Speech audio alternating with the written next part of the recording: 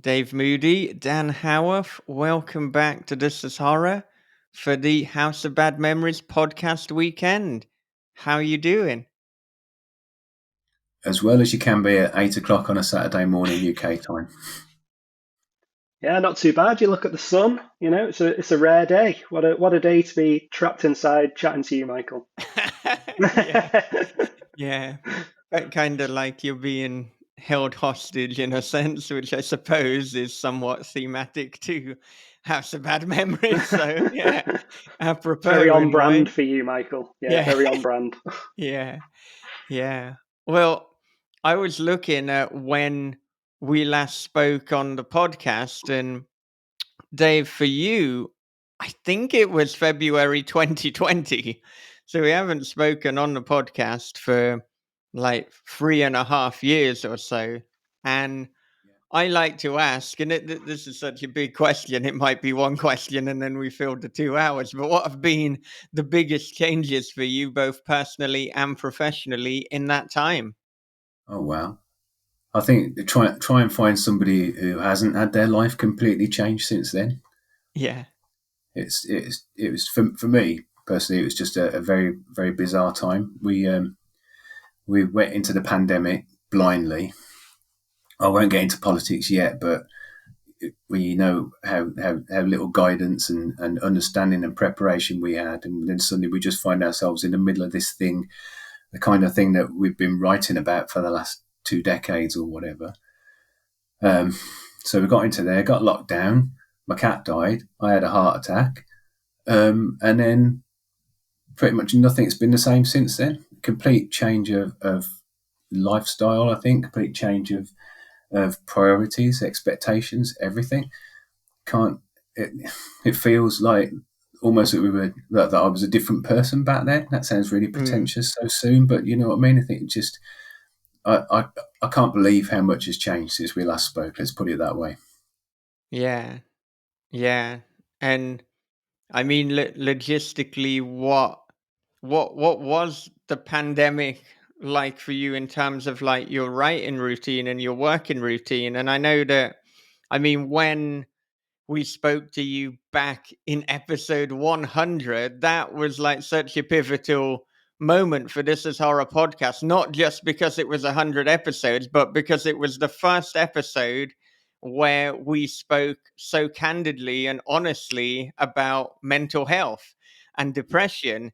And like, I now, like, I'll venture into any kind of uncomfortable topics, and like there's no real filter in terms of where I'll Yeah, go. I mean, like within a few minutes of speaking to Dean Koontz, I asked him about his, a relationship with his abusive father. Which, if you're going to do that with someone like Dean Koontz, I guess it shows that like there really are no questions with any guests that are off the table. But you were pivotal in shaping that.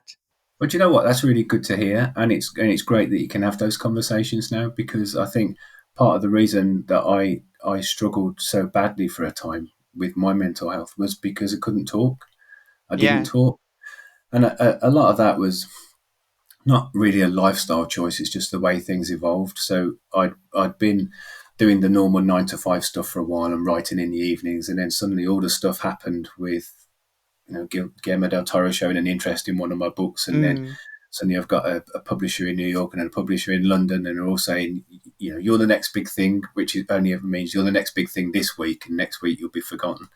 And suddenly there's all this attention, all this cash, all these sales, and everything's so incredibly exciting.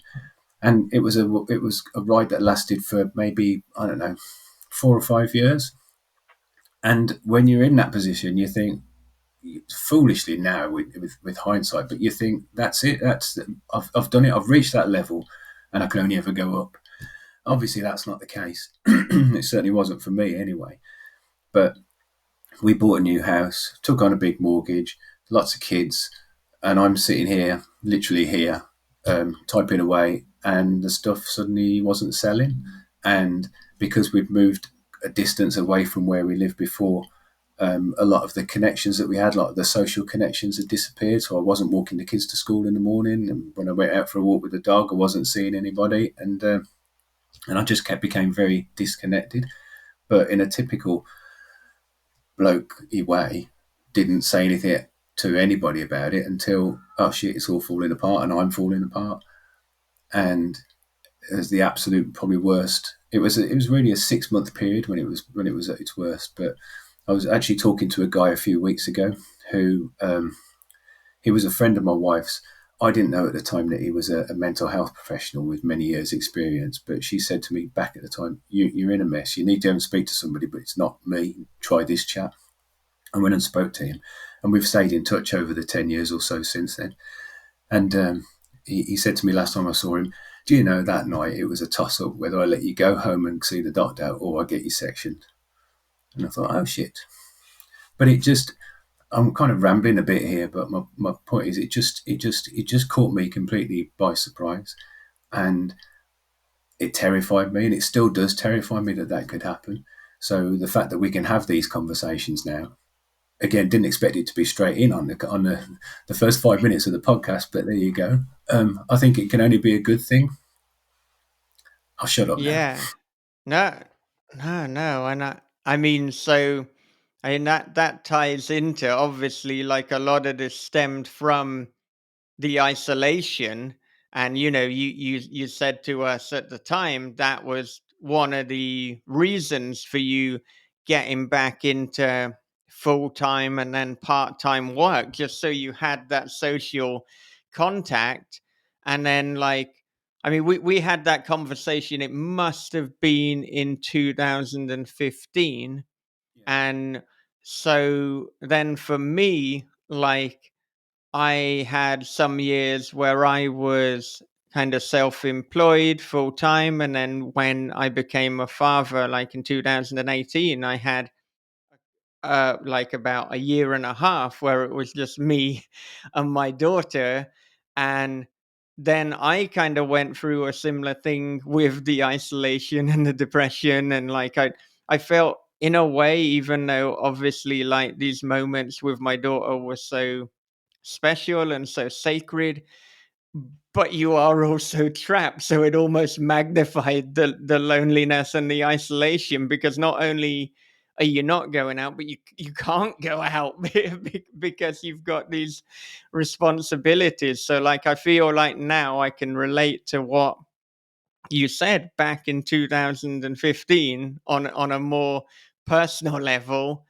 Um and and so like at the moment, like I'm teaching and I'm writing, and I feel that even if I go back to more writing full time, I'd probably always have like one day a week where I'm teaching, just to have that social connection, yeah, which is an incredibly rambling way to ask. When the pandemic came in, and presumably you're then not in the office, did that have an effect on your mental health? And because you'd been through something before, were you then equipped with the tools to kind of deal with that and to, I guess, minimize it? yeah. It didn't really affect me in the same way. I think in the pandemic, although we were locked down to this house, it was me, my wife, and our two youngest kids. So I'd got people around me more than I had at the time. But I think, as I mentioned, I managed to have a heart attack at the middle of Yeah. from absolutely, well.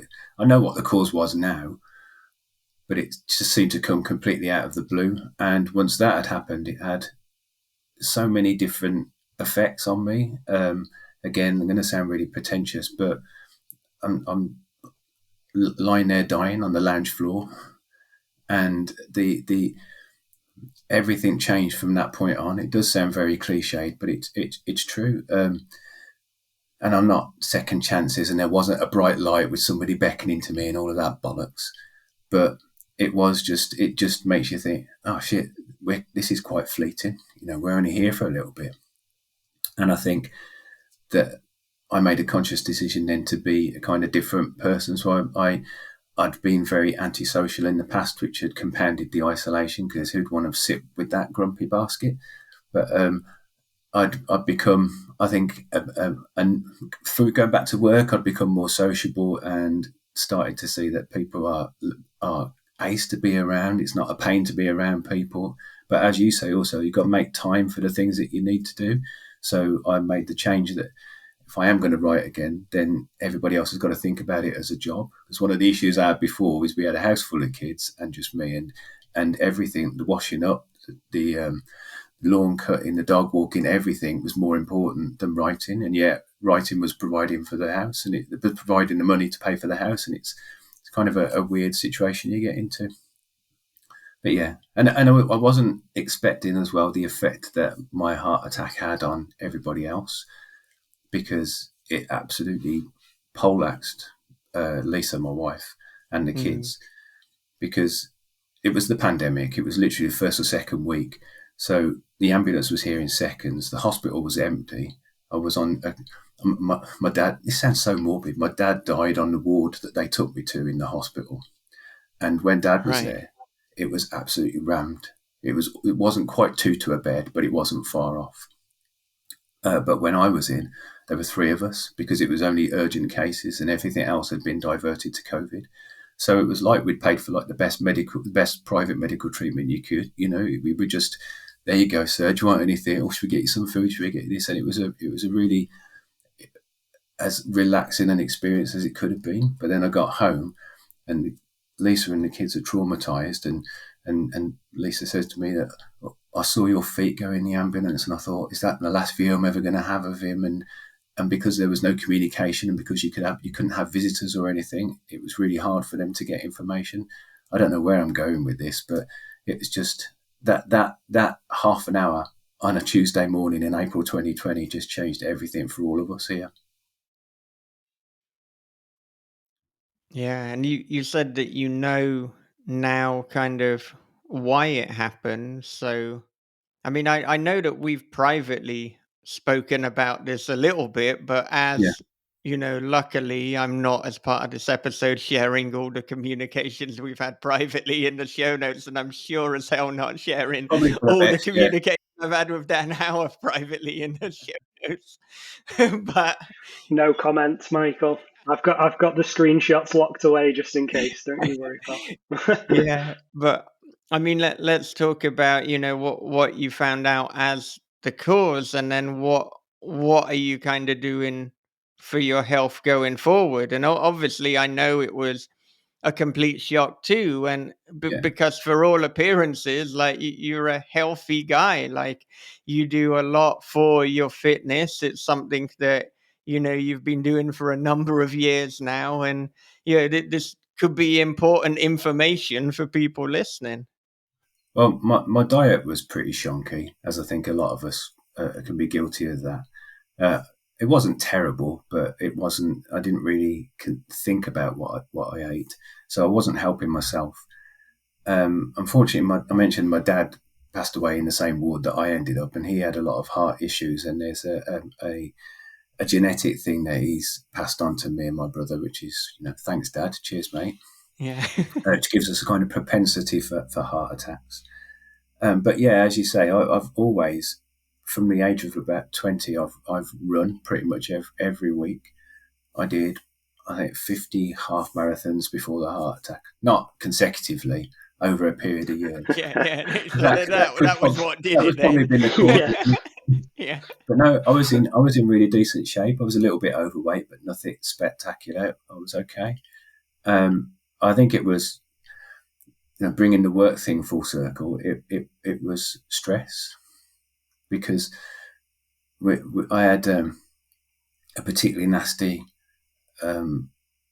HR situation with one of my team, and the company screwed it up completely. Layers of ineptitude in HR and in my department above me, and it all boiled down to me pretty much.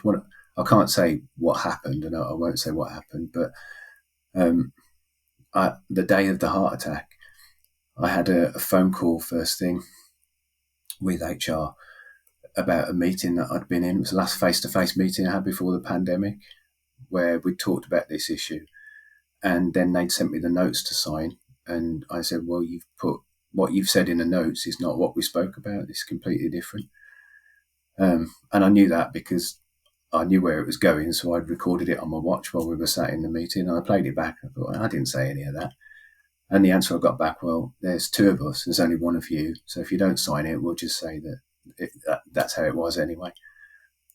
So I was steaming, went in the garage, went on the treadmill, got off the treadmill, had a heart attack.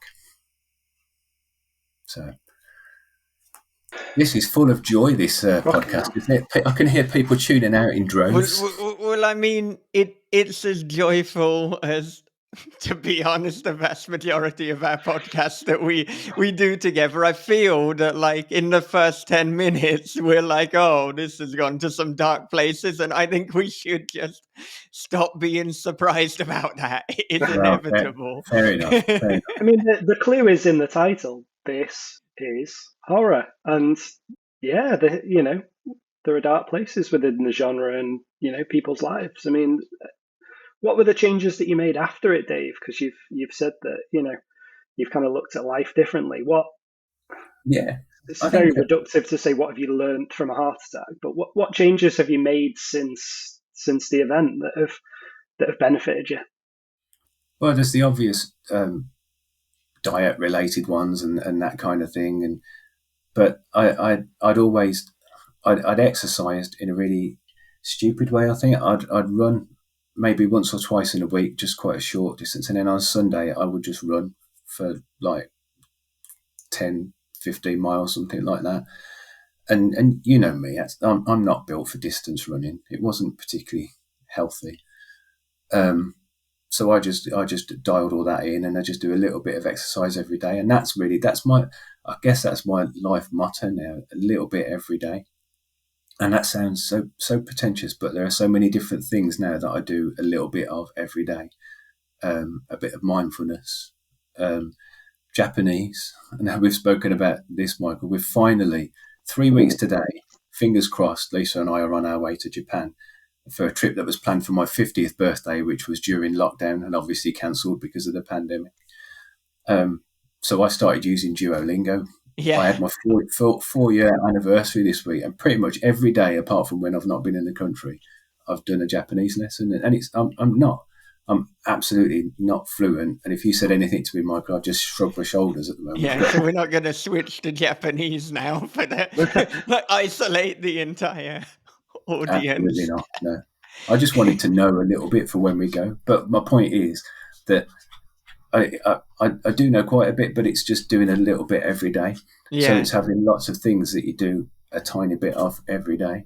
I think instead of going all in on something for a while, just do a little bit of that every day. And so my days now, they're not completely structured, but I do have and I'm not OCD or anything like that, but there are things that I will just make sure I do, and I just feel like a better, more complete person for doing that kind of stuff.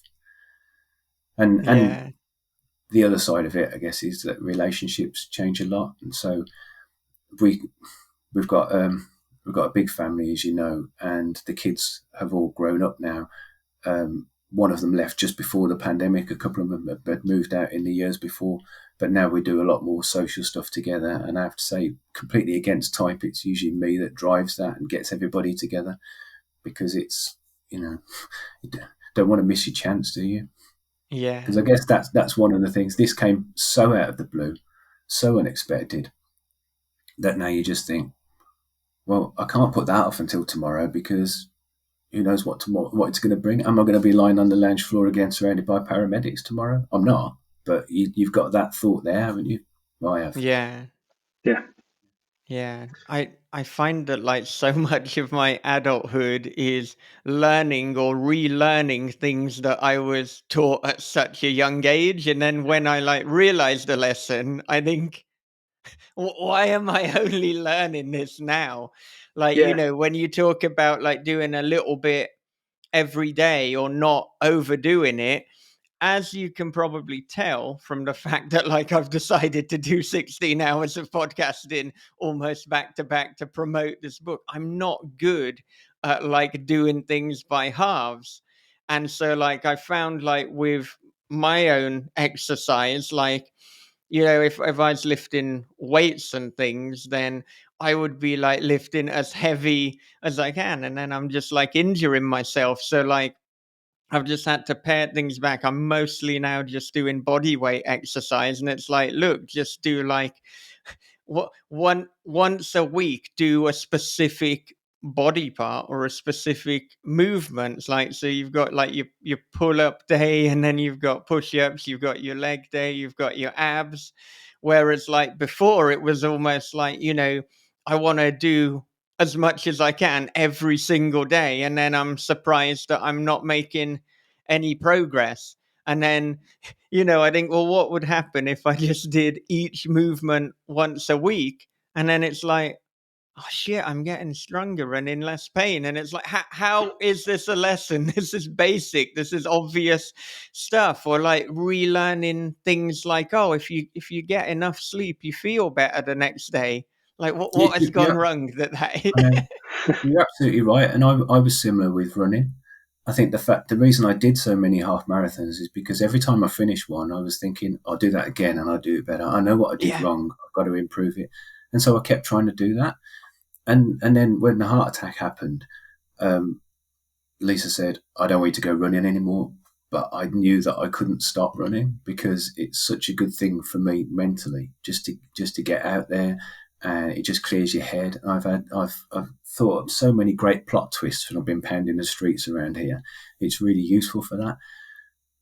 So I said I can't stop, and then the compromise was that I would run, but I never run any further than 5 miles now, and I never enter any kind yeah. of events or races. And she said, well, you've done 50. What's the point?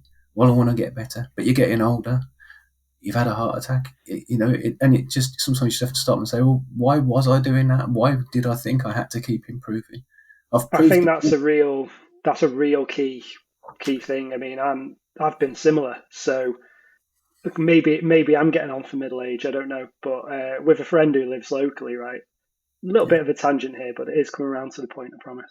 So we've started playing snooker together, right? Which I've not played for about 20 years. So we turn up and we're using like the cues they give you at the club, and they're all wonky like a tree branch or whatever.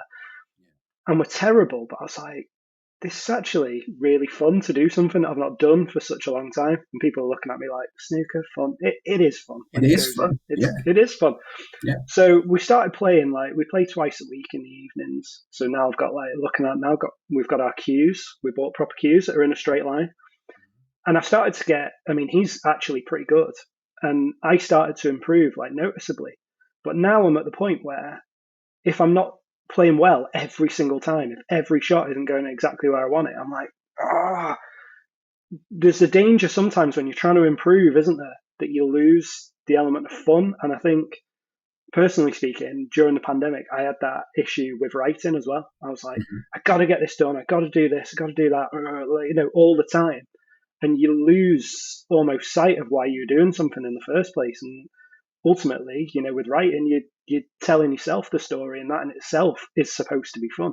You turn up to play a sport or do something socially with a friend. It's supposed to be fun, and I think sometimes, it feels like a lot of society now is like you must improve, you must do this, every day to do this, and it does feel sometimes a bit like pressure to. If you're not the best or if you're not on the way to being the best, then everything's pointless, but that's not the case. Like it is a unhealthy mindset if you lose the element of fun in whatever it is that you're trying to do. I completely agree with that 100%. In fact, you've just nailed for me the reason that my writing went off the rails a little bit back in the day when I ended up going back to work because it wasn't fun. Because the success of Hater really caught me off guard because that was just a random book. I just thought, my thinking at the time was, I've written so many books and I'm making this much money. If I write another one, I'll make this much money more. So I just chucked out this book and just really, as you say, fun. Just had a lot of fun writing it. Didn't think anything of it. And then what happened with it happened.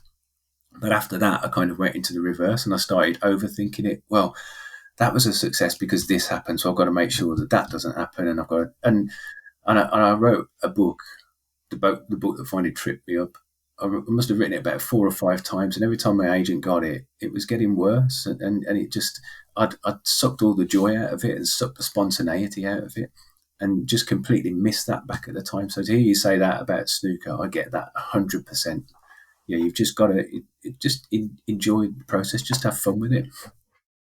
Yeah, I think that's it. Enjoying the process is probably the simplest way to say it, isn't it? You've nailed the core of the idea there. It's like, you know, yeah, it's great to to see your skills improve and to have a goal, but you have to remember to actually enjoy trying to get there. I mean, like even trying to get over the line and get an agent is, Michael's done a bit of kind of querying as well. It's a miserable experience when it's not going your way. So to be on the other side of, to hear from you, Dave, on the other side of that, when you've had that success, and you know, to try and work to get that fun and that enjoyment back into what you're doing, that must have been difficult. Yeah, it is. I do often think, well, what could have been if things had kept going on that tangent? If the next book had been bigger than Hater, then where would I be? But honestly, it's not important, and that's another thing that the heart attack taught me rather. It doesn't matter. I read something. I wish I could remember it exactly, but there was it's a very famous quote. It does the rounds. It was Kurt Vonnegut. Is that how you say it? Yeah. And Joseph Heller, who wrote Catch 22. And the story goes that they were at a charity dinner together. And so Joseph Heller wrote, he's got Catch 22, millions and millions of sales. And they're at this dinner, and Kurt Vonnegut nudges him and says, "That guy over there is a merchant banker. He's earned more money today than you'll earn in your lifetime from your best-selling book. How does that make you feel?" And allegedly the story is that it is Joseph Heller. Is that right? Who wrote Catch 22? Yeah. Yeah. Yeah, right. Yeah. Joseph Heller turns around to him and says, "It doesn't matter. I've got enough." And that has just stuck in my head that you don't have to keep striving for the next big thing. I'm happy where I am now. Well, I haven't got quite enough money in the bank. We could always do with a little bit more, but I wouldn't want any wild success. I just want to be at the point where I can say, "Yeah, that's cool. I've got enough." I want to be at the point where I can wake up in the morning and think, "Well, what do I want to do today?" And just go and do that. And I think that a lot of the problems, and we're getting onto the problems of the world now, a lot of the problems in the world with twats like Elon Musk is that people don't stop and think, "Oh, that's enough. I'm okay now. I've got to have more, and I need more, and I need that, and I need control of this, and I've got to make sure I'm in charge of that." That's all bullshit. You've just got to get enough to give you what you want and get you happy, you and the people around you. Yeah. What a tosser. Sorry. I mean, the less that you need to be contingent on your happiness, the easier it is to be happy. And that's something I think about a lot. And like, to be honest, I don't need that much to be happy. Just as long as like I can eat reasonably, as long as I've got some coffee, if I've got a way to write, if I've got like, you know, surrounded by friends and loved ones, like obviously not literally, as you can see. That'd be a little bit ominous. Be like a scene after they're Find her all watching, sitting on but the floor down here. yeah, my little cult. um but yeah, I mean, I don't need a lot, and I think, I try to keep it that way, because you see people, they get a little bit of money and they get what previously would have made them really happy, but then they upgrade their lifestyle. Suddenly, like, they're wearing designer clothes, or they're like eating like higher quality food, and now if they don't get that new lifestyle, they're going to be miserable again. But if you can be content in kind of what you have or what you wanted, then it's easier to be happy in general.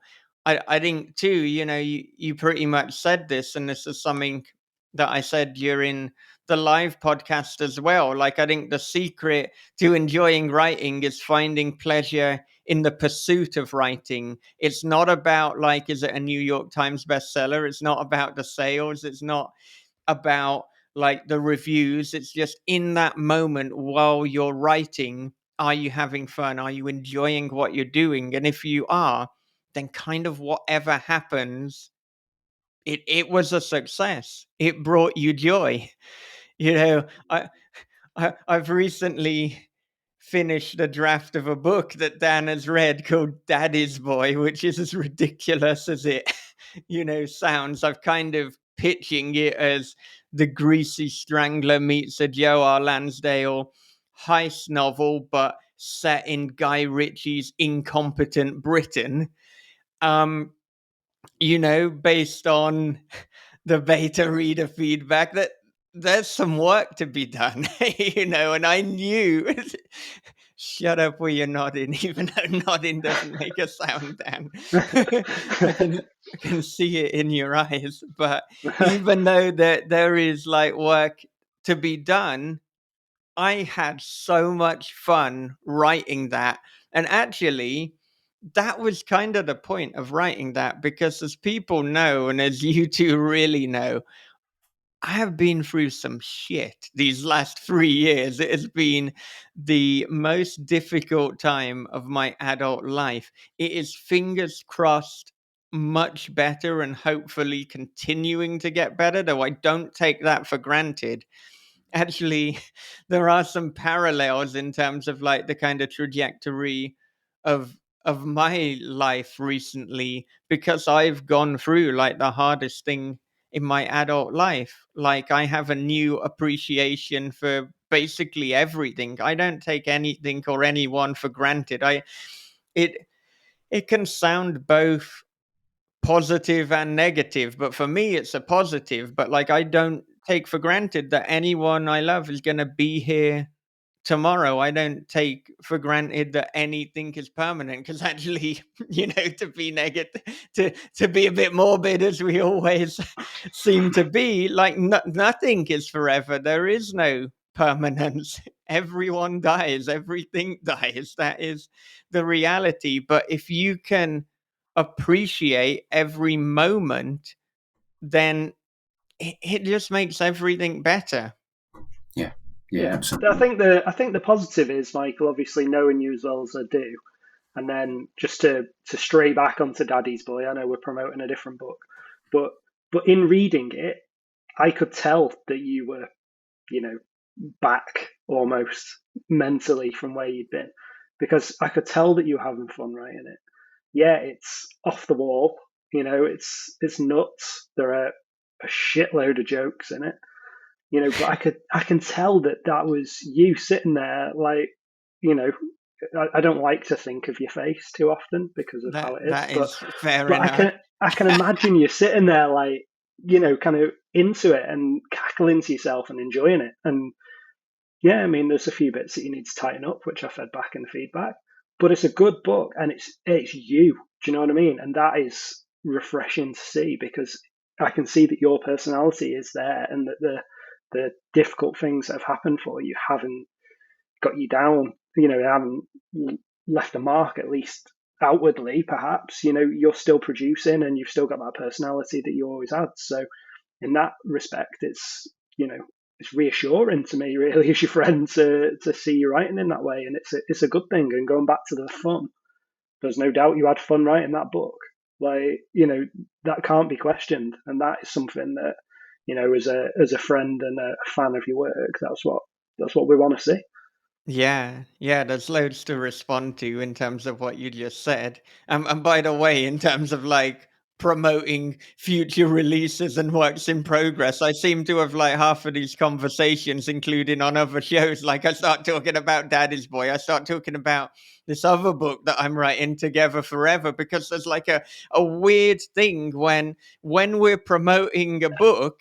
We wrote that book quite a long time ago. So it's like, Yeah, I love House of Bad Memories and what I've done there, but the book that is fresher in my mind are actually the books that I'm writing now, or that I just Yeah, completed writing. So that might be like a separate conversation or something to jump back to. But yeah, in terms of, the writing of Daddy's Boy, that was also important because it was, yeah, that's the first long story, possibly just the first story in general that I had written since going through this trauma and this big life changing situation. I mean, I did write House of Bad Memories, half of it, while I was very much in the middle of that trauma. But like Daddy's Boy for me, it like marked a fresh start. It's like this is what I'm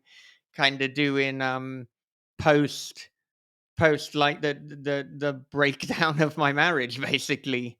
And that felt liberating. It's like I wanted to do that. um and I mean I guess it's good that you said like it doesn't feel in terms of my voice that I've been affected, or like that it's had like a negative effect. I mean, obviously, like what I've been through, it's kind of impossible to go through that and then to be Of able to course. go Yeah. back to having not gone through that. I will, for the rest of my life, be affected by that. That has had an impact on me that has made it harder to kind of trust anyone or anything, and at times has almost made me feel like I'm going crazy. But equally, it's like, you, as I often say, you can't change anything from the past. You can only affect the present and the future.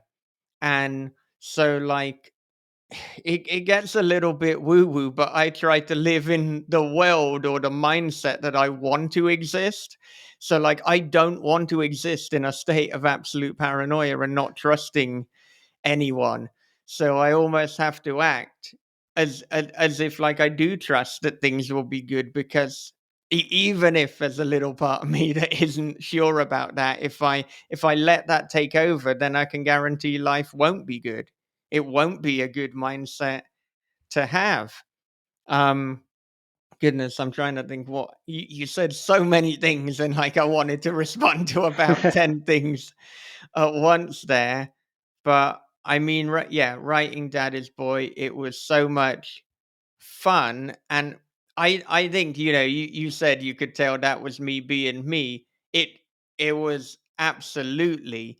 And I think, I mean, Dan, you're probably more familiar with my writing journey than anyone, like, ever. Like, that Yeah. like even writing the short story What Would Wesley Do, that was a turning point for me. That was when Yeah. I started to find my voice. And like I think, for better or for worse, the readers can be the judge of that. Like, I'm continuing to find my voice, and for each story to be more authentically me. I think the thing with Daddy's Boy, and I think I said this to you and I said this to other people, when I send things to beta readers, I kind of try to push some limits. And I know that there are sometimes some flaws, or there are some things that people might pick up on, but it's almost like a game of chicken. It's like I'm going to include that. And if nobody picks me up on it, then I just got away with it. And so, like, I think, people will notice this from House of Bad Memories, but there are some kind of long, somewhat indulgent conversations that test the limits of like how long a conversation can be. And I think I got the balance right. And then in Daddy's Boy, as Dan knows, I thought, I'm going to push that further. And so, like, some of the dialogue was almost like an extended Greasy Strangler scene. Now, the Greasy Strangler is pretty tight in terms of its comedy and dialogue, even though it's absurd. But then I guess I said, well, what would happen if Quentin Tarantino had written The Greasy Strangler? And the answer is that Dan Howarth would be like, look, it's very funny, but you've got to cut some of that back. So, that was my attempt to see what happened. But the end result is that, like, I'm gonna have a much kind of tighter book now that I've got feedback from people like you and from Kev Harrison as well. And I know that, like, when you gave me the feedback, you were kind of reluctant, or you're like, oh, I'm not sure if you're going to like this. But it's like, no, if you're saying things that didn't work, of course I like that. Obviously, it'd be it'd be good if it was like, yeah, you've just created a masterpiece, and I think this is gonna be as infamous as Shakespeare in terms of shaping the cultural landscape and language. But we want criticism, and we want ways to like tighten our stories. If we just wanted like to have a kind of massage of the ego, then it's like, well, fucking show it to your mum or show it to your girlfriend or something. I would say for a fact, do not show Daddy's Boy to your mother. Yeah, And I yeah. would probably argue don't show House of Bad Memories to your mother either. I have But told my parents not to like read anything of mine. My mother did get excited when I got things we say published in Dark Moon Digest, which, as you know, is one of my lighter yeah, stories. oh, yeah. And I was like, "Don't read anything I write," and she's like, "Oh, I'll have a little look." But then the first line is something about like googling if a santoku knife can cut through human bone, and she's like, okay, I don't need to read this. It's like, Jesus Christ, I can't remember what book it was that was doing the rounds recently, and I'm pretty sure I've read it. It might be like a crime book or something. I don't know. Maybe it was not sure. But basically, the epigraph at the start, the dedication is, "If you know me, please don't read this." yeah, I thought that was that was a pretty good one. So you should start putting that kind of, maybe put a sticker on the front of your books, Michael. If yeah, your yeah. surname's Wilson, don't but read it this. But this is kind of an interesting topic. So, I mean, I'm assuming that for both of you, in your like day job, that they are aware that you're a writer. Now, if someone says that they want to read your work, would you readily like recommend it? Would you say start with this book? Is there some reluctance?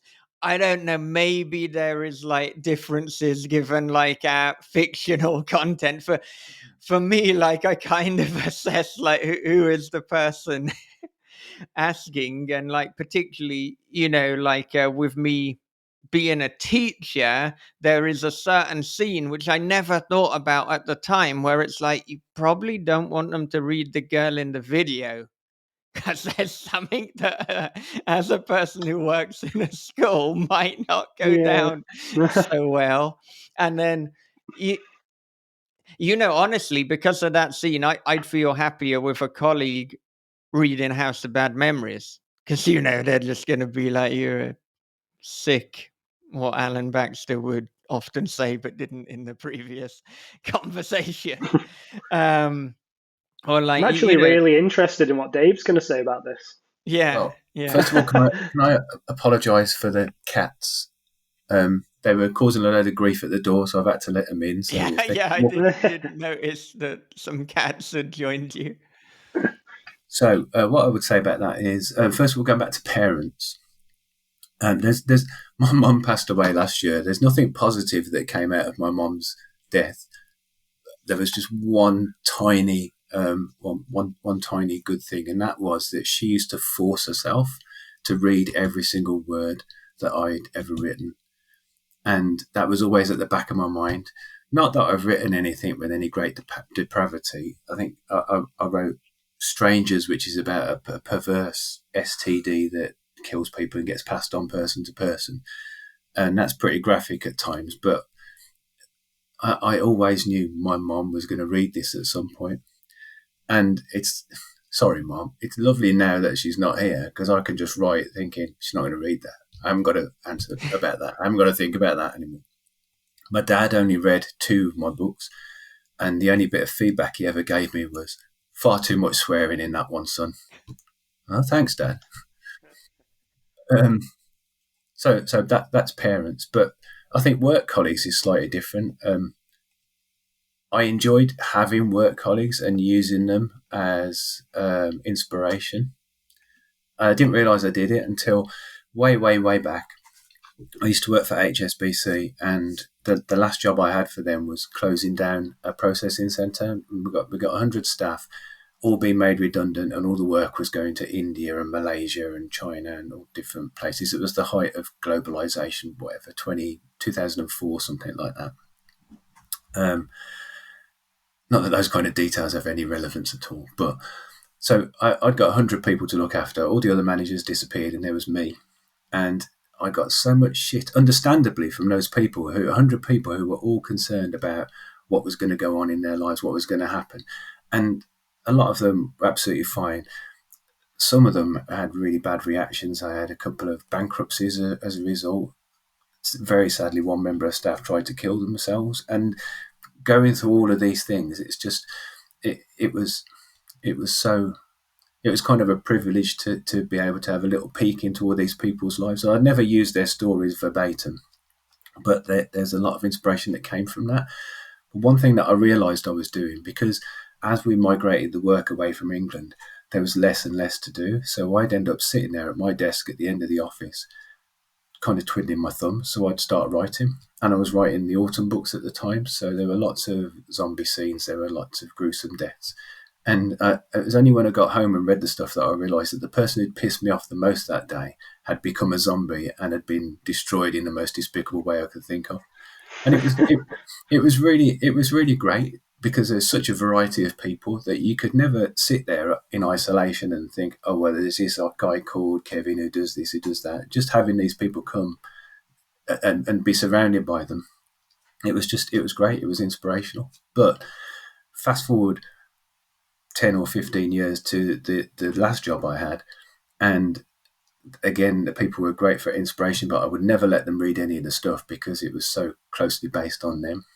I had one guy who talked in nothing but corporate bullshit, and so I included him in a book. This is like your overlong conversations, Michael, because I wrote this book with this guy coming out with all these crystallize this and reconceptualize that and all this kind of nonsense. And the editor just said, cut all this shit out of the book. It makes no sense whatsoever. So that was me just trying to put something in just to prove a point, and it didn't work. Yeah. Um, Yeah. but yeah, I don't have any colleagues anymore, which is kind of nice. But I do appreciate the value of beta readers, and it's Yeah. been so good when I'm doing something indie just to chuck it out to 20, 30 people and say, there you go, see what you make of that. And it's invaluable. You can't. It's the kind of job that you can't do this in isolation. You can do the writing part in isolation, but if you want to sell it, if you want to make any money from it, if you want an audience, I think you've got to see what people think, haven't you? I guess. Yeah.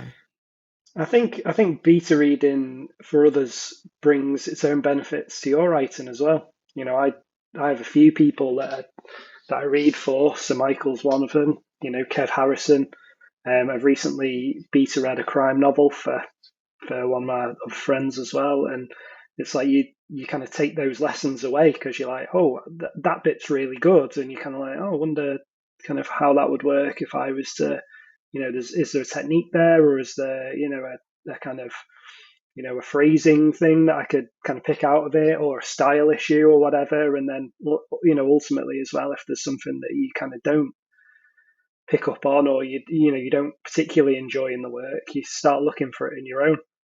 It's a useful process to train your own writing and your own inner editor as well, really. So it does work both ways.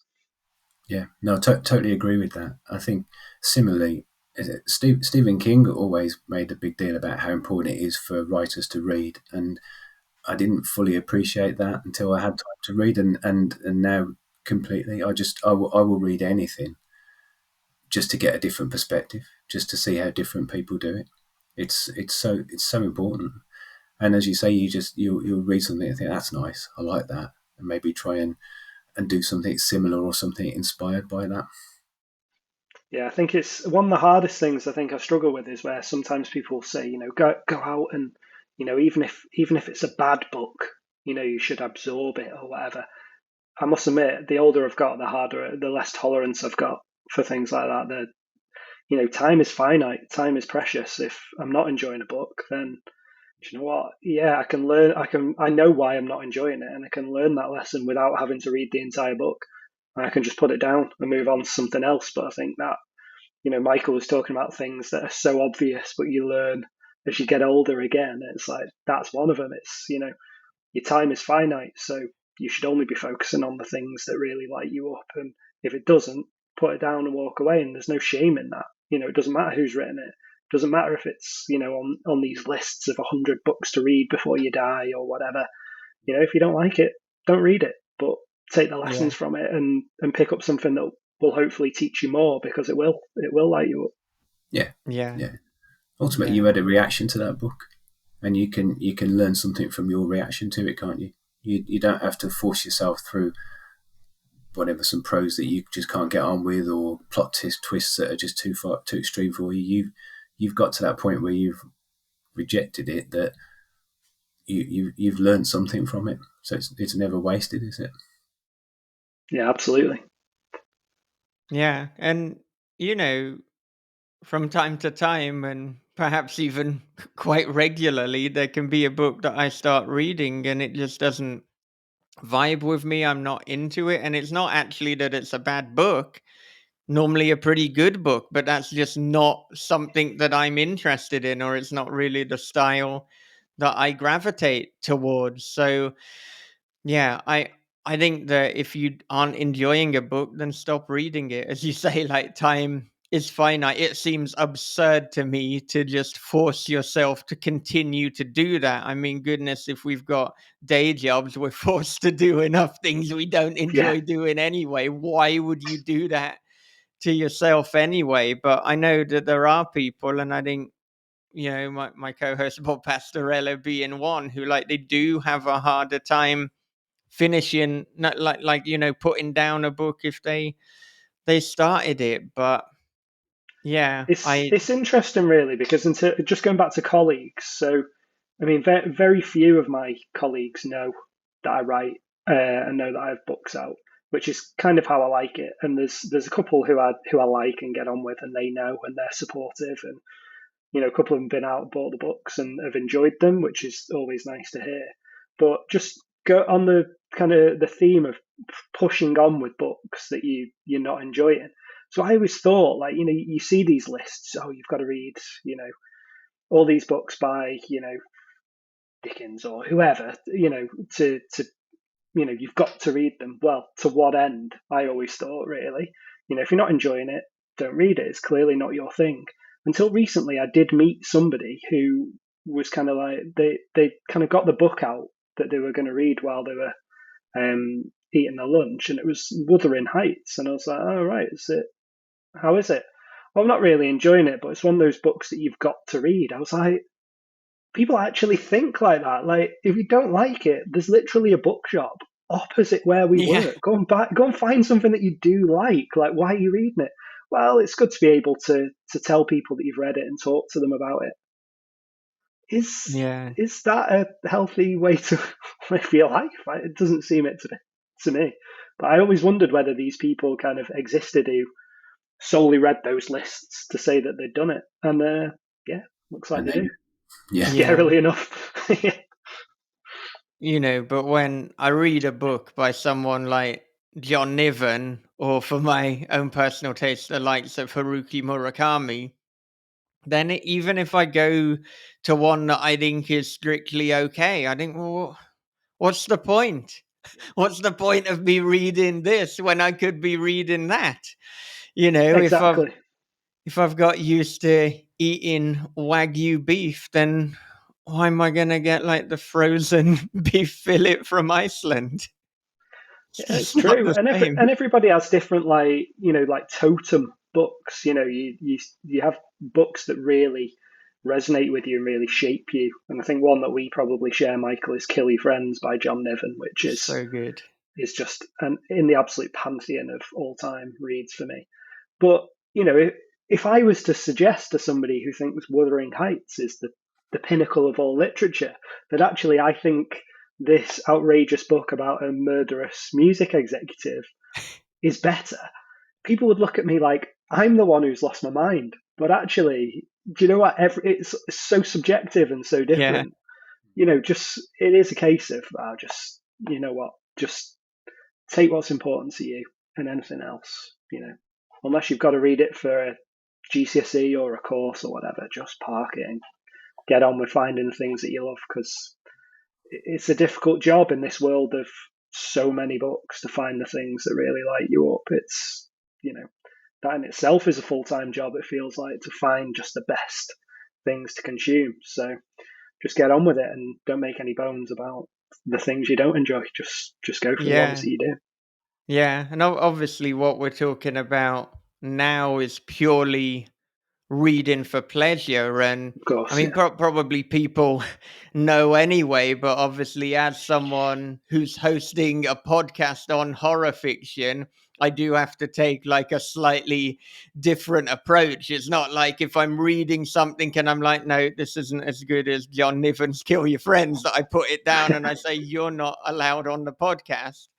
And, that there's kind of like wider concerns, like trying to show like the kind of gamut of horror and all the different facets. So yeah, like I'm purely in this conversation talking about when it's kind of my time for pleasure. But of course, like even reading for the podcast, like I want to have conversations with people who at the bare minimum I enjoyed their book or I found some value in it. Like it would be absurd really if it's like, well, I'm inviting this person on but I didn't like their book at all. I mean, some people probably do that and they're just thinking about like listenership and numbers, but again it comes back to like, this isn't why I got into any of this. It's Yeah. like if I was doing these things primarily for financial gain, then yeah, I'd be a city banker or a lawyer or something like that. So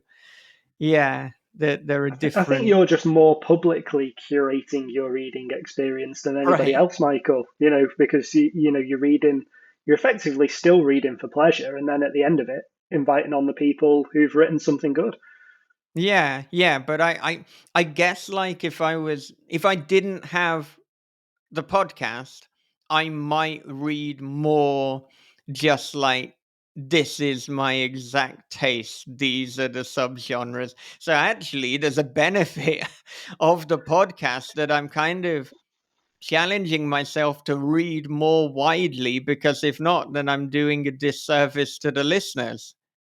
Yeah. So it could be a good thing. Otherwise, it's like, well, he's just reading Haruki Murakami, Ryu Murakami, anyone else who comes along called Murakami, John Niven, and Will Carver. Obviously, Dave Moody as well, and rereading Jack Ketchum. And if Dan Howarth sends me some of his books, I suppose I'll bloody read them too.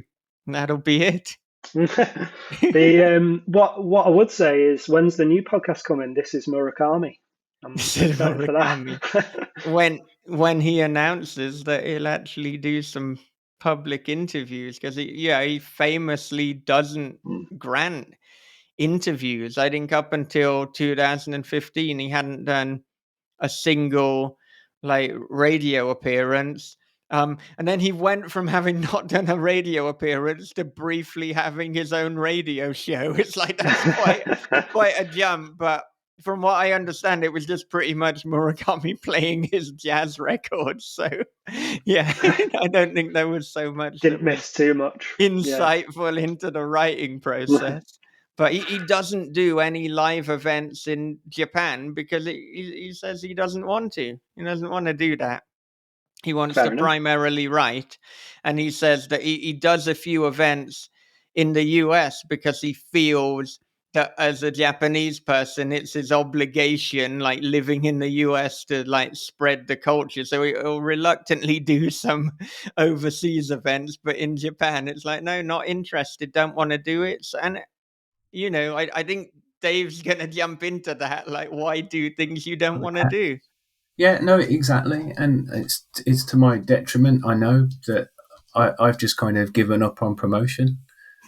Not completely, but I just find it. I find it very hard. I find that a lot of promotion you do on social media these days, but I don't.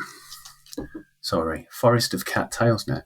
But Yeah, I just don't want to speak to anybody on social media because it is so toxic. It is so polarized, and I think that there's just a real intolerance there. You know, who people there's no room for debate anymore. It's I'm right and you're wrong, and it escalates into a slanging match very quickly. And there's so many people I think who turn out to be not who you expect them to be or who they say they are, and I just tend to want to avoid it.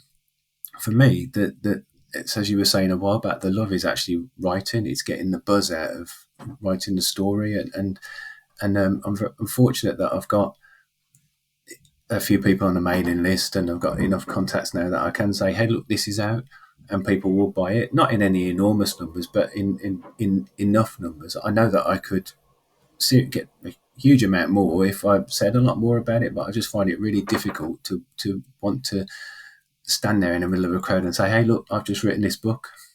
Why don't you all buy it?" Because you don't have to buy it. Because it's like we were just saying about being readers. You don't if you don't get on with a book, then you don't get on with a book. It's not a failing on the author or the reader's part. It's just that people haven't gelled at that point. Yeah. It's difficult. I know I could make a lot more money from being a lot more um, noisy about it, but it's not all about money. It is about money, obviously, because it pays the bills, but it's not the be all and end all. And I really find it very difficult to stand there and say, "Oh, please buy this. It's really good, and this is why it's really good." The key thing for Yeah. me still is writing the best book that you can and finding the people that enjoy it and saying to those people, "Hey, do you think you could tell your friends that you enjoyed it?" and getting other people to do the publicity for me. Yeah. Easier said than done, though. Right, right. But yeah, I mean, there's so many misconceptions in terms of like writing, in terms of promoting, in terms of even kind of like the sales and how many you really need. Because I mean, if you've got like a core demographic that will buy every book. I mean, I can't remember who it was, maybe Malcolm Gladwell, who spoke about 1,000 true fans. If you've got 1,000 Mm. people who will buy like basically everything that you put out, then that can give you like a modest income, like provided you're putting things out at like an okay pace.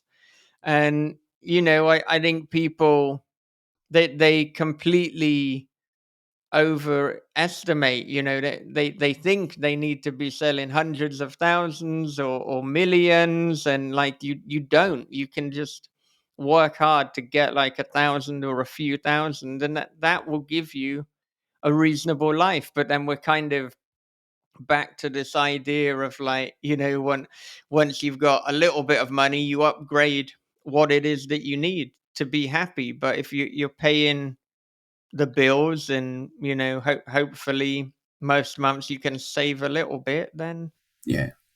I mean, writing is never going to be a steady income for 99.9% of writers, is it yeah, really? And yeah, it's not. I think it's the same with a lot of markets that you've got a few people, but I guess it's how the publishers see it. There are a few people who sell millions and millions and millions, and that's where the money's made. And then there's this long tail end of people who sell a couple of thousand, 100, and then nothing. I saw some very weird statistic the other day. It was in I can't remember what it was now. I think it was the old ebooks price fixing trial from many years ago. Um, no, it wasn't. It was the Penguin Random House merger, right. whatever that was last. Whenever, and forgive me for being pathetic on the details here, but and the one figure that stuck out to me was that I think they said that vast majority of books don't sell more than 10 copies a year. I remember seeing that on social media, because then somebody kind of ran in to clarify that that wasn't true. But like, I don't care. I don't care enough for me to like remember the exact specific details. But like, I think someone was trying to claim that, like, the vast majority of traditionally published books don't sell like more than, I mean, you're saying 10, maybe it was 10, maybe it was 100. It wasn't a high I don't know. number, It wasn't a but big then number, no. someone ran in to clarify and to say it wasn't true because like that figure was including like academic textbooks and highly specific things. So I don't know, someone was trying to use it to say traditional publishing has no worth. And Mm. the But thing the is point, that any fact, any figure can be used to make any point you want. So it's almost like Yeah. everything becomes meaningless anyway. 87.3% of all And statistics are made that up, yeah, you know. and like this is like well, this goes back to the whole thing about social media anyway. It's like you can say anything and someone will run in and say the opposite. Or you can say something and someone will run in and say something completely unrelated, but they're really fucking angry about what they're saying. And it's like, I don't know why you're talking about that. Ah, sun's out today. Fuck you. No, it's not. Like Yeah. that's social media. That's it. Yeah, what about Like, us sunlight intolerant Sun's people? out today. Stop being so fucking anti-rain. yeah, that's it. Yeah. Yeah. So yeah, so Oh god. the lesson from that is doesn't matter how many books you sell, and just avoid social media, pretty Yeah. much. But that's no way to earn a living. I mean, Yeah. I think as somebody who's got a lower profile than both of you in terms of writing, social media is crippling in some respects, kind of mentally. It does feel like you are just screaming into the void. There is no, as you say, there's no nuance, there's no tact to anything. And I think to some extent that kind of extends to marketing. It's the case of telling people about your book, but then you scroll through your feed and it's like, oh, he's got a book out, she's got a book out. Like it's there's an echo chamber because you follow other writers, so it does feel like Yeah, a lot of people shouting, but to to make yourself heard is difficult and time consuming, and from some of the things I've seen about adverts and stuff like that, expensive as well at times. That's why joy of the process. I mean, in an ideal world, I would probably never leave the house, and I would just sit here and just write books, and then at the end, Yeah. I'd go, well, that's done, and just start the next one. And I think that probably most of all would probably make me yeah, happiest rather than then going through the process of having to promote it because it's difficult and it is a grind. And I have ultimate respect for people who are very good at it. The people who are marketing and who are out there and are doing something unique and being seen. I don't know how to do it, and I think for that reason as well, more than the politics and the polarization and the rage on social media, sometimes that can be a bit yeah, depressing as well because you're like, oh, I have actually got a pretty good book here, but I don't know how the hell to get it into more people's hands, and that's a bit dispiriting too. And and sometimes even if you do know how to get it into more people's hands, it's just like this is so time consuming. It's like I don't want to get it into any more hands. It's like mm, Yeah, like I mean, I do my best with every single book that I have out, but obviously like time is limited, and as we said, like time promoting, it's time away from writing, it's time away exactly. from family obligations, it's Yeah, time away from everything else. And yeah, so I'm sure that like I mean I try to contact a lot of different people like podcasts, YouTube, Instagram, but I could always have contacted much more because there's such big platforms. But in the end, it's just like contact a few, hope that the ones that you contact get back positively, and then I mean, you do what you can. But none of us jumped into this to be marketers, so I don't know. You said, Dan, if you were like just writing books and that was all you were doing, you would be happy. And I always think when we make a statement like that, oh, if I did this, then I would be happy, or if I stopped doing that, then I would be happy. I think that's a moment to kind of pause and reflect and to be like, well, why don't I? Or like, why don't I stop doing this? And or like to kind of put it another way, what's like the kind of minimum effective dose? How could I get as close to this as possible? And I mean, for some people, like with social media, they will choose one social media platform. They'll say, right, this is the one. Or it's like, there's one post a day or whatever it is. Um, even with your book, if you don't want to do any promotion, but you've got like a 90-day lead up time, it's like I will send one email to a so-called influencer or reviewer every day, just one email. It's probably a template anyway, so it won't take too long. We'll personalize Don't it. tell them that. Yeah, I'm giving away the Behind the secrets curtain here, here. mate. Come on. But yeah, just looking for minimum effective dose. And when you realize things are making you unhappy, or how can I minimize that? When you realize things are making you happy, how can I maximize that? And we're kind of going back to these obvious lessons that we were told and we Mm, fucking knew as children. As children, when you're told you've got some time to play and do whatever you want, you just do the thing that you want to do. You don't yeah. like, Yeah. oh wait, you just do what you want to do. So No, I agree with you completely. Again, sorry about the cat. One of the annoying things about social media is I've taken to put in these creatures on the occasional post, and you get far more response and far more engagement.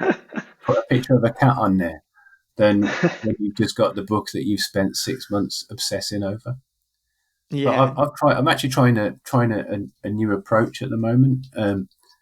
Because I've been there, I've done the email a day, or the one tweet a day, or the one post a day, and yeah, you might get some response, but never as much as you want, and never consistently.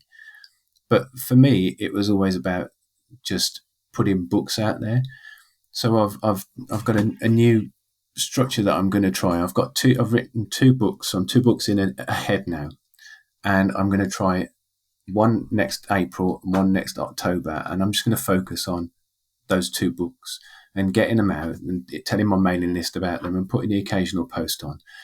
But while they're out, while they're going through the production process, while they're being promoted, I'll be working on the next 2 for the following year, and just try and get this bang, bang, bang, bang effect and see what that does. Because Adam Neville, I mm, know Adam was in traditional publishing for a long time. And then yeah, he moved into independent publishing, and we spoke about it quite a bit, he and I, because he'd never done any of it. And he'd looked at what I'd done at the time and various other people, and he took that and what he'd learned from traditional publishing, and he effectively he does his releases in the way that a traditional publisher would do theirs. So this book is coming out in 12 months' time, and he's got all the lead up and all the production, and it's incredibly slick, incredibly professional, and it seems to work really well. And I know Adam's a big name, and I know he's had a couple of films, etc. But I'm just interested to see how that works from my perspective as well, and just see if getting somewhere between indie and traditional approaches will work. Yeah, I yeah, mean, Adam is the exemplar to me of that. I mean, when you get his books, I don't know if you've got any of his hardback copies of his books that he's I brought out don't, himself. I have seen them. Yeah, They are unbelievable. Like, genuinely, the production quality of it is outstanding. Like, so good. I mean, the research that he's put in, the time, and I assume the expense, what he's invested in yeah, himself to be able to get it to that level.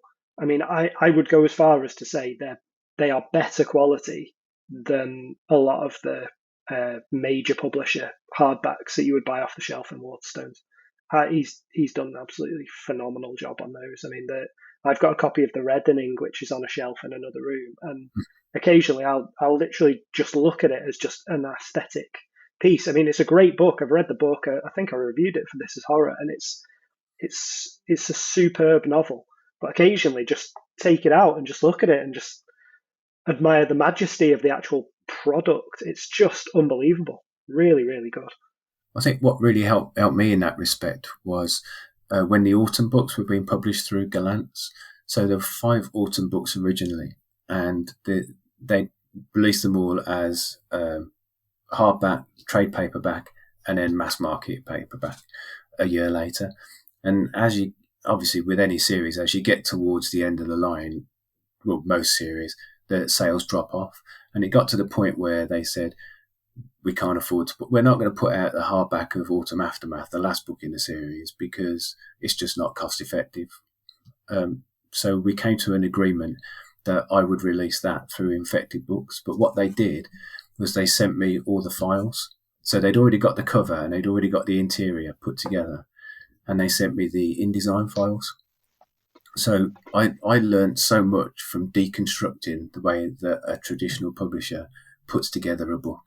There are so many little tweaks and so many things that I would never have thought of. And I just learned everything on the go. The very first paperback edition of Autumn, it was a really crappy photoshopped cover, and it was all in Times New Roman 12 point. You just don't think about anything, not justified. And there's so much that you don't consider that Adam, of course, has had the benefit of working in the trade, and he's looked at. And it's an art form in itself. But for me, just having the opportunity to kind of deconstruct what a professional publisher was going to do with one of my books, it taught me an enormous amount. And hardbacks for me are important now, because producing a hardback and selling maybe 100, 200 copies of that to the people on my mailing list will pay for the editing, the production, everything. Yeah. Will get a book on the shelves in every format that I need it to be out there. So that's part of my business model now, is just to put out a hardback of a really, really good quality, sell a few hundred copies, and that pays for all the production costs. So anything else that comes in is pure profit. Yeah. Yeah. So No, I went very corporate then. Sorry. I think that, like, Yeah. I think both the hardback and the audiobook market are markets that, particularly from independent presses, are underutilized. So, I mean, I always make a point of putting out an audio version of any book that I've done. And, the way that it's gone, like, that thus far, is that, like, the presses didn't have the audio rights. So then I just put them out via This Is Horror. Yeah. Of course, this latest one has been put out narrated by Aubrey Parsons, who you told me about. And I'm going to have the pleasure of chatting with Aubrey tomorrow. Do you know So, what? I'm envious, and I'm looking forward to listening to that, because the yeah, interactions that I've had with him is just a top bloke, such a professional, and the quality of what he does is incredible. And he narrated the last Autumn trilogy that I wrote over the last couple of years. I think I've said this before, there are 60 something individual characters in there with lines, and I've just put out an omnibus version. It's about 330,000 words. It's a big chunky thing. And that guy narrated every character perfectly. And there were a couple of occasions where he switched accents, and I'd go back to him and say, "Do you know you were doing David's voice when it should have been, I don't know, Dominic's voice?" "Oh yeah," and just goes back and sorts it all out with this incredible software. But it's just such a skill to it. It's just absolutely phenomenal. And I think audio adds another level. I was listening to one of the short stories that I've done that he narrated, and he's just done it in such a tragic voice, just such a tragic accent. And I said to my wife after I'd listened to it, I still have massive self-doubt as a writer. And I think I'm just imposter syndrome. What the hell am I doing? I look at these other things people are writing, and it's so much better than mine. How do I get away with it? But then listening to Aubrey narrate it kind of gave me a little bit of disconnection, and it made me think, actually, that's all right. I enjoyed that. But it's what he does to a story, I think, is phenomenal. And I'm really looking forward to seeing what he does with your. I'm just trying to think how to describe House of Bad Memories there. Your unique novel. yeah. Well, he's really gone all in with the Midlands accents as per my direction. So, I'm interested to see particularly what the American feedback is going to be, because we've got like a load of Brummies and Midlanders like talking, and where if there were characters where they could have a different accent, and I was like, let's give that one a bit of a different one. And I mean, with Denny's wife, she's from like London, so yeah, we've got a different accent there. But he's really done it very, very well indeed. I mean, as Dan knows, like I am a perfectionist, and so like I think like probably, well, not probably, I know because he directly said like I tested his patience at some time with the edits. It's like for fuck's It, sake, but it's funny because he'd do them anyway. But I feel that like,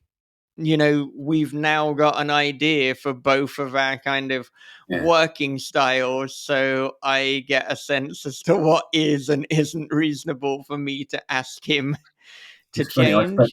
I spoke to both him and you on the same day recently, and you said, I think your message came in first. Said, "Oh, Aubrey's been great, but I think I've been a bit pedantic. I've been a bit over the top.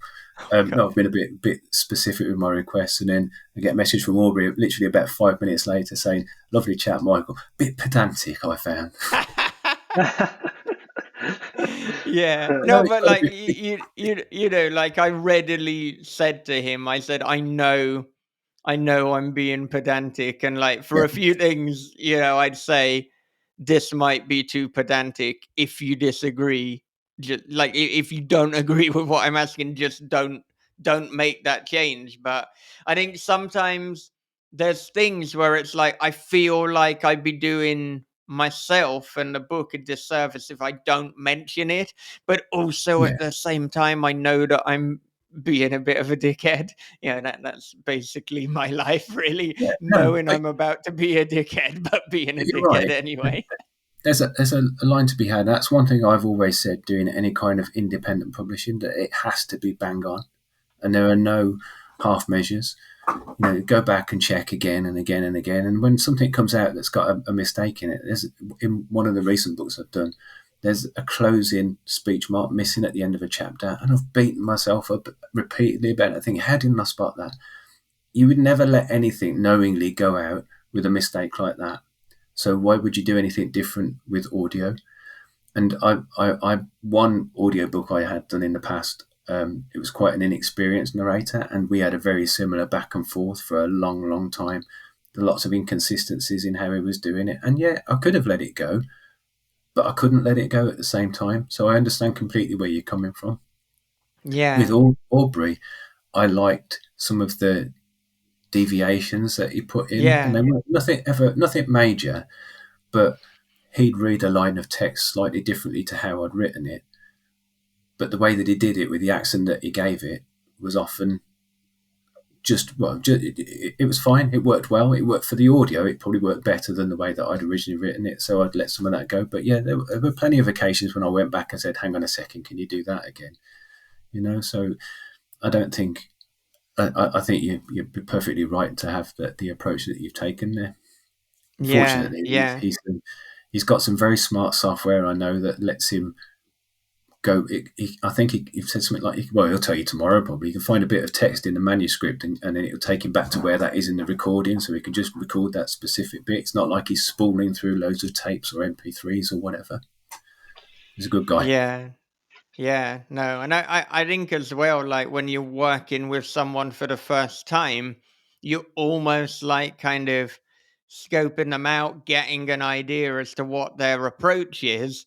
Yeah, And because like I am very detail oriented and pedantic, as I put it, it's like if there's any deviation, I will point it out, because also at that point I don't know who I'm dealing with. It's like, but now it's like, okay, this is obviously like a professional. He's very good at what he does. And so yeah, I kind of look at the way that like I can let like a few slight deviations slide is to think of it like I would a film adaptation. Like it's an audiobook adaptation. yeah, This is like his kind of riffing and cover. So, does it make sense? If he said something and now it doesn't make sense, or it's a different character saying it because of the accent, then we can change it. But yeah, yeah, so I think the next book that we work on together, and I'm sure there will be another one. Like we've both said that we'd be interested in in working with each other again, so I haven't put him off too much. I think it will, much to Aubrey's delight, there will be less notes that come back from me. Well, It's a strange. Sorry, go on, Dave. I was just going to say, the last thing I'd say about Aubrey is that the first thing I ever sent to him was he did the first of the new autumn books, and he was going to record his audition sample. And I said to him, like, this first part, in the first section of the book, it's written in first person from the point of view of a 20-year-old woman from Leeds. Are you sure you want to start with that? And he was just like, right, hand it over. And he nailed it. It's just I've listened to it. It's really good. The guy's It's really variety is good. just absolutely stunning. And Yeah. I wrote a short story recently for a competition winner, and she was a 59-year-old woman from Missouri. And I said, Aubrey, do you want me to get somebody else to do this one? And he just said, no, hand it over. And again, he nailed it. How this very extrovert Welsh guy can do all these accents, these nuances, it's just phenomenal. I Anyway, know. that's enough Aubrey appreciation. You can do some of that tomorrow. Sorry, Dan, I interrupted you. No, I was just going to make the comment about how almost strange it is, going through the audiobook process, having recently done it for the first time myself. So with Dark Missives, which was short stories, quite a few of them had already been produced by the guys at Hawk and Cleaver on the Other Stories podcast. So I didn't really see the point of doing an audiobook because there were already really good versions of them out there. And thankfully, they bought the audio rights for Territory when that came out, which is good. But so they kind of went away and produced it to really high quality. And when you kind of hear the words that you've written come out of the mouth of somebody else, it's quite a strange kind of gratifying experience, really. You're like, oh, actually, maybe it does work after all. It makes you kind of examine your text slightly differently, and it makes you appreciate the effort that goes into it as well. Because as you say, I don't think I had quite as many voices as you had, Dave, in yours, but there's probably 10 significant characters all living in Finland in the book. It's a big ask, but yeah, Justin did us proud, like with his narration. It was really good. Excellent. Yeah, and such a growing market as well. I think we were talking about sales earlier in the week, Michael, but it's it's becoming a really substantial thing. And well, I see it as an investment for the future. I think it's just going to keep growing and growing. And also it only takes kind of one of our books to really take off, and then it will have a knock-on effect. And not only is the audiobook market a growing market, but I think it can be a different market. You've got people who they don't really read books, but they do listen to a lot of them. And I think particularly like, with commuting and things like that is just continuing to grow and grow and grow. And like, it kind of almost only takes one film adaptation or movie deal like that, and then your audiobook sales are going to explode. I'm sure that Josh Malaman, when Bird Box was adapted on Netflix, there were like a whole new market of like audio listeners who would have bought the audiobook that they just wouldn't have bought the paperback book. They just like, it's not the way that they consume fiction. So it just feels like, if I don't take the audio rights and make the book, it feels like, I'm leaving money on the table, even if ironically sometimes it takes a long time to make that money back. But you don't know which book is going to be a hit. So you're absolutely right. You're absolutely right. In fact, I curse now the fact that I did what I did with the Hater and original Autumn audio rights, because Autumn has never been produced as an audiobook, and I have it on my list of things to do to try and get the rights back and do something hopefully with Aubrey. But yeah, it's just like you say, it's money that's just sitting there. It's just untapped potential. I think it's probably good in a way, Dave, that you've still got the chance to do it though, because I remember when I first kind of when you start getting into Audible and going through the catalog and all that kind of stuff, there are some really big books out there that even now kind of came out kind of between 2000, 2010, that kind of particular era when it felt like audiobooks were taking off, and they are read so badly. Like you listen to the sample and it's the same generic flat voice. There's absolutely no character. Yeah. So in some ways, people are probably going to have to go back now. That market has exploded, and in some cases, you are seeing it's being reread by somebody different and relaunched. But at least if you get the rights and stuff, you've still got the chance to kind of make that impact the first time with somebody who's really talented like Aubrey, who Yeah. can make that book a success rather than having a very average, quite poor version of it out like some really significant books still do on there. To be Yeah. honest, it's and that for me is in this day and age is criminal really to not have a really good version of your book available on Audible if you can. I mean, I know it's cost prohibitive and stuff, but particularly for a big publisher, for them not to be Yeah. picking up some of the audio talent. You hear it on podcasts and dramatic podcasts and all sorts and on radio. There's no excuse now not to have a good version of it, particularly if you're a big publisher. And I think we're probably getting to that point with indie publishing as well now, really, where there is no excuse. That the people are out there, the opportunities are there, the tech's clearly there. Yeah. You've got to go for it, really. It's Yeah. interesting though, isn't it? You've got to kind of have one eye on the future, because I remember the conversations that we're having now about audiobooks. I remember having way back about ebooks. And I know that one of the reasons that Autumn took off back in the day is because there were so few ebooks available back then. And it was kind of taking a punt on this new technology. Is it going to work out?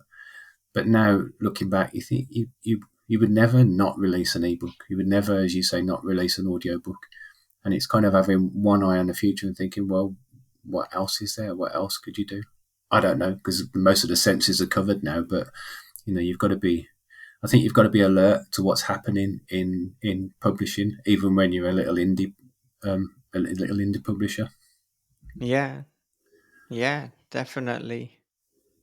Well, I know that we're coming up to the time that we have together, unfortunately, but there's like so many directions that I want to take things in and that I want to kind of jump back to. So, like, I mean, one of the things before you were talking about, the beta readers that you have, David, and I think you said that you had like 20 to 30. So, I mean, is this like a mailing list you specifically have of beta readers? Is it primarily composed of just purely readers? Are there writers in there too?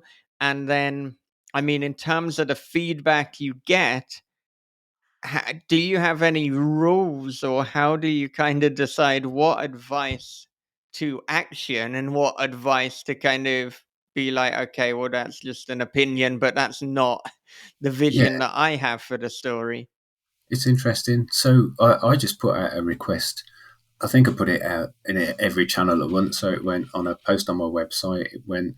I have a Facebook group which was set up many years ago, and there's still like a die-hard core of people who interact there. So I put the request there as well. I sent it out on my mailing list, and picked 20 people whose names I'd come across before, and I knew that they weren't just going to say, oh yeah, this is brilliant, thanks for letting me read it first. I knew it would be people who would come back and say, well, hang on, I like that, I didn't like that. And then just started speaking to them individually. I think that part of the reason for getting a number of that kind of size was so that I could get some aggregate feedback, because there some people, there were a couple of aspects of the story that I had most recently had feedback on that a lot of people had picked up on, and there were other aspects that maybe one or two people had picked up on. So it was kind of an indication as to whether there really was something in that, or whether I should go with my gut and leave something how it was, if that makes sense. But yeah, it was very good to do it again after a long time. It was very cordial. Didn't always agree, which is great. But I think what I'll do now is kind of cultivate that list and keep those people, if they're agreeable, as a central core, and then just put out another invitation to try and get a kind of fixed number. But over time, just just build it to get people who I know are going to feedback and I know are going to give me honest feedback. Because I think that's the key, isn't it? There's no point in doing it if people are just going to pay lip service and then say to their mates, "Oh, I Yeah, read his book first." It's got to be a yeah, real purpose to it, and they get something out of it because I'll send them all a copy of the hardback when it's done, or make sure that they're included and their names will be in it, and so on and so on. mm, So it's not.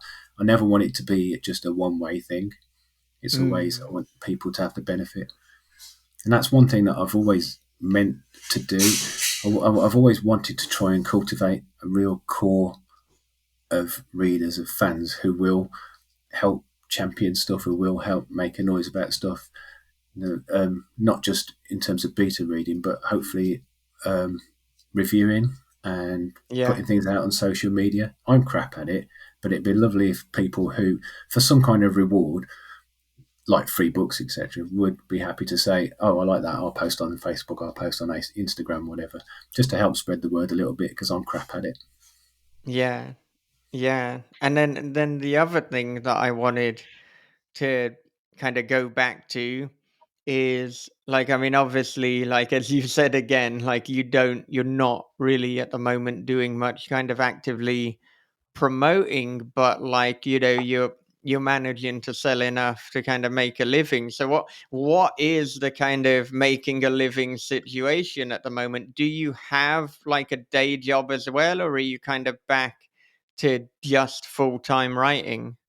I am just full time writing, but this kind of takes us back to the very beginning of the conversation as well. Um, I had a heart attack and was insured, so with a decent payout, it meant that the mortgage disappeared. So that made it a lot more feasible to do something like writing. And then, sadly, also as I mentioned, my mum passed away, so I had an inheritance as well. So that's not money that I live off, but that's a cushion. So I know I can afford to take more of a risk than I could have done 10, 20 years ago. It would have been impossible to do this that time ago. And that's where you need the security of a day job. So right now, this is really all I do. Yeah. And what I have been focusing on over the last year or so, I've been quite quiet, is trying to get everything into tip top shape, tidying up all the websites, Mm. reviewing all the books and making sure they're all bang on, because it's probably wrong to mention this, but I've got something going on in the background, a deal which hopefully will be announced soon. But I just want everything to be ready in case we end up going down, as you mentioned, Josh Malerman, Mm. with Bird Box. If suddenly one title is in the public domain, is in the public awareness and is suddenly very popular, then I want people to be able to just get everything in every format and just let it Yeah. take itself off from there. Yeah. Yeah, that makes sense. And then, I mean, we kind of touched on this before, but obviously, with you now doing this full time, Mhm. what do you kind of have in place to make sure that you don't have a repeat of 2015, or whenever it was that you were so isolated Yeah, that you, but yeah, it's very much more a job than it was. It's not. It's something that I do. I've got fortunate to have this office, so it's separate from the rest of the house. It's. I have definite times when I work, definite times when I don't work. I'm mm, quite rigid.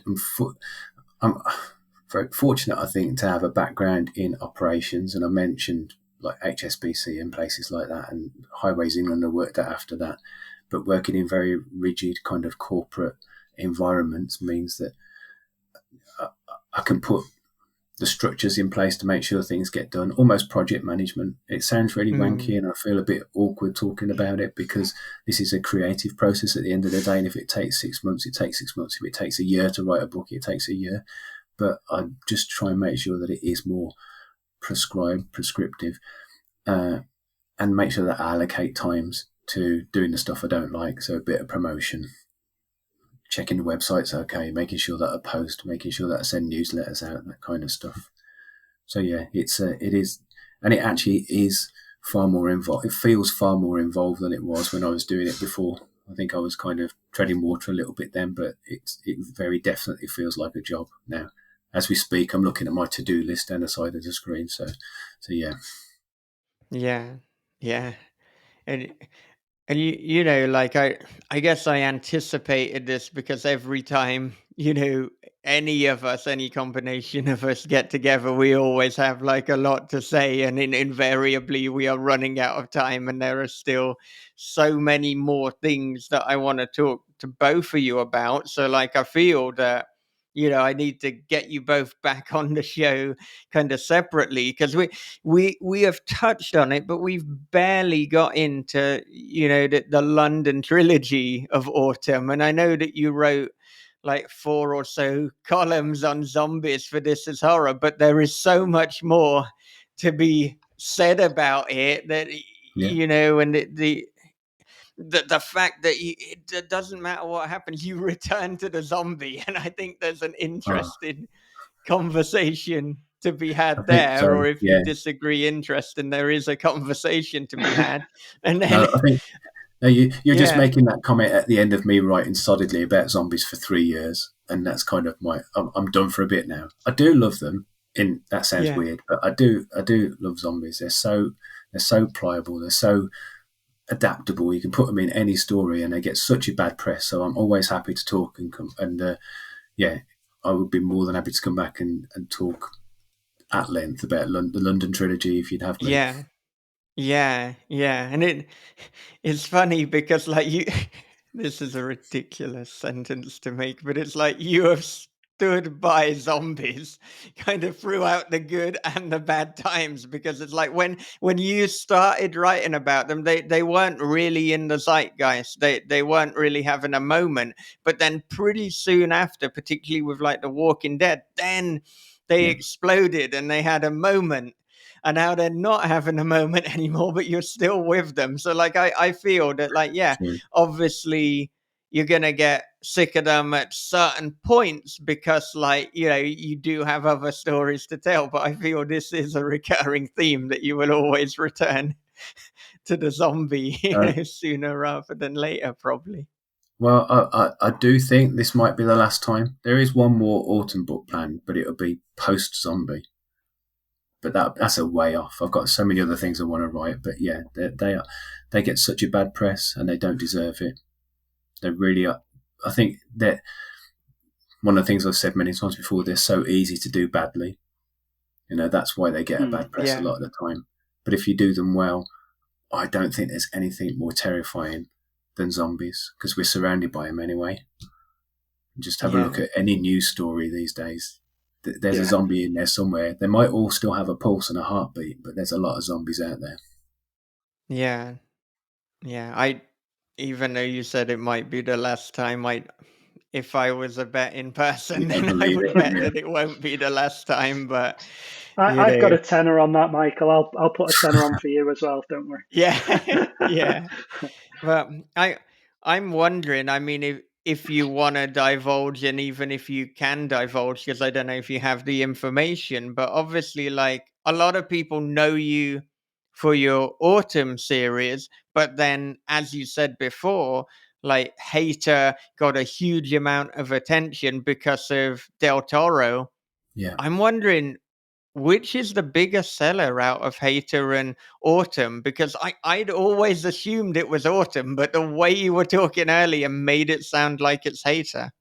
In terms of individual books, it's Hater. That's the title that sold the most. Mm, In terms of series, the autumn books just have the edge right now. And there are 9 autumn books and 6 Hater books. The second Hater trilogy just completely stiffed. It's one of my biggest regrets. It just died in the water completely.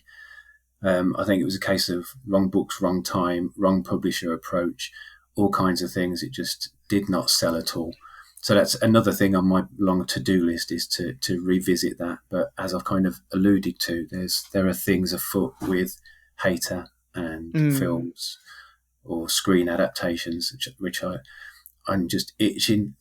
Tell me about it. I'm itching to talk about. I will yeah. say that I signed something 2 years ago, and we started off with Guillermo del Toro and Mark Johnson, and then went on this long journey with other people. Absolute great chap in Newcastle called Ed Barrett, and they've kind of, without saying it too obviously, the rights have come home again, and we're back where we started. And there have been other developments, and it's all been postponed, but held back by the writer's strike and the actors' strike and the director's strike. But I'm very hopeful that soon we'll have this announced, which is why I'm kind of spending so much time polishing the website and making sure it's all okay. Yeah. Oh yeah. I Can't say too much, but I really want to. So better not. Well, you can put me and Michael down for day one, whenever the news is out, whenever the product is there. You know, Absolutely. this has been a long journey that we've observed from the sidelines, haven't we, Michael? And Oh do you know yeah. what? Do you know Seeing what? it pay off for somebody who works as hard as you do, Dave, is going to be just I brilliant to watch I for us. So appreciate we've that. got everything crossed for you, mate. I really appreciate that. And I have always said that if and when it does happen, because you guys were right there at the very start. I remember, Yeah. Michael, we sat in a pub in Coventry, didn't we? Just after Yeah, we Sold did. the Rights Not our first time around. finest hour to be seen in a pub in Coventry, but yeah. Well, at least we got into that one. We were refused entry. Oh God. Yeah, few years yeah, later. I know what you're talking about. I Yeah. remember that night. Yeah, that was fun. Dorman's Fucking not- Brown not letting- Spa, let's shame them. Let's shame them like Dorman- 11 years later. Dorman said, I can't remember where it was, but we're not letting you in because we don't like the look of one of you, but we're not telling you which one it is. Yeah. I think there was 5 of us, and I think at least 3 of you had shaved heads. So Yeah. maybe Yeah. they thought, oh, they all look all right, but it's the weirdo with the hair that we don't want to let in. Maybe that Yeah. was the problem. Maybe I That's stood what out too memory much. was like. It was just like, yeah, it was so bizarre because I'd been there numerous times as a student with like loads of my mates from basically like the heavy metal and goth society, and it's like suddenly you've got this new policy. But I think like I think they had new management, and obviously the Yeah. management didn't want any of those fucking goth metal and horror types. But I remember driving to a random KFC with Wayne straight after that, and sitting there like a pair of old nags moaning about it. Well, I've never been treated so badly in my life. I said, a pair of us sitting there in a deserted KFC. yeah, Those were the days. yeah. But I think in all seriousness, like it is testament to all 3 of us that like like we met kind of right at the start of the tens. Is that even what we call that decade? Like 2010, that Yeah. kind of the time. And we're still doing it. We're still progressing. We're still in this. Like Yeah. so Still enjoying it as well. yeah. Let's not forget, Yeah. which is the key part. Yeah, which is what I That's it. was going to say. If this thing with Hater does come to fruition and there is a product, then I'm absolutely going to get everybody from that time. We'll get together, we'll hire a screen somewhere, and we'll watch the damn thing. And it'll be Yeah. great. Drink some Do beer. it. That'd be amazing. That'd be All brilliant. right. Except not at that bar in Coventry. Not that far. Like Do it next Coventry, door just to really annoy them. Yeah, they wanted that opportunity. They've missed out on it now. Oh, If only they they knew what will they rue turned that. down. Yeah. Yeah. But Dan, I will have to get you back on the show too, because I really want to talk about territory. I want to talk, at length about what's going on with, the audio book as well and that process. So That'd be we need good. to do this again, but we are out of time. It is 6 Absolutely. p.m. here. I have been podcasting since 6:30 a.m. on and off. This is the end of day one. Day one, but I'll be back tomorrow to do it all over again. Strange man. But I congratulations on the book. It's a Yeah, cracker, and I hope it does well, mate. I hope Absolutely. it does too. I hope that more people decide to to buy House of Bad Memories, if not out of interest and pity. It's like, yeah, this mad bastard did 16 hours. We'll buy a copy. Crazy But podcast, crazy book. I loved it though. yeah, So Yeah. all the best with it. yeah, thank you so much. Do either of you have any final thoughts or ideas you want to leave our listeners with, or have you given enough of your thoughts for one day? Says it all, doesn't it? Eh? Yeah. No, I'd just say get out there, buy the book, and enjoy reading it and take something away from it. Enjoy what you do in terms of your writing, in terms of your reading, whatever hobby or pursuit that you're taking up. Just ensure that you're doing it with as much joy as you can and go from there. Yeah, I think you've absolutely hit the nail on the head there, Dan. If you're not enjoying it, don't do it. And that should be your driver. That's your first and foremost. Am I enjoying this? Yeah.